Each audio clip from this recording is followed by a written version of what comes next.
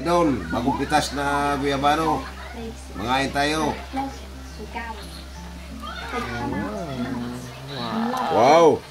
Fresh from tamis. Guyabo.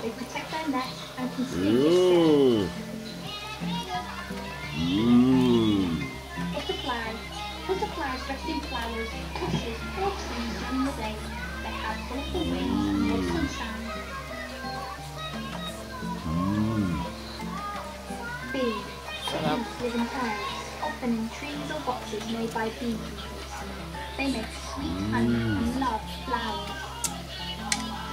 Kaya tayo. Atlas moth. Atlas moth. Nakain ng lolong guyabano. They have giant. Sarap. Dito lang pag may mga tanim. Stick insects. Stick insects live on twigs and branches. Kuha ito ng pamangkin ko, nakuha niya yung mga 10 piraso, dala dito sa Maynila. Young beetles. Ningila ko lagi yung hinog. Ngalam siya nakuha ang hinog. Nihatali niya sa Manila, ningila ko na isa. Praying mantis. Praying mantises live on plants and shrubs. Kasi ako hindi na ako makapanguha doon, masukal na.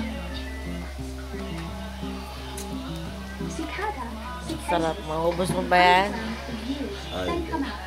They make very loud buzzing sounds. Bukas na uli. Lacewing. Lacewings lay eggs on flowers, and the babies eat tiny bugs. They have see-through wings like lace. Book flowers. Bookflies live in old books, paper, or damp shelves. They are tiny. Kung dito katamis at guyabo.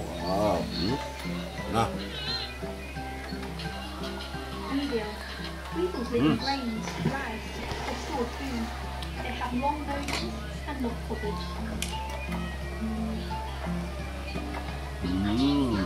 Ticks. Ticks burrow in glossy or wooded areas. They are tiny and like to cling on. Sipag lang mo doon sa aking animal. Silverfish. Silverfish. Salamat po.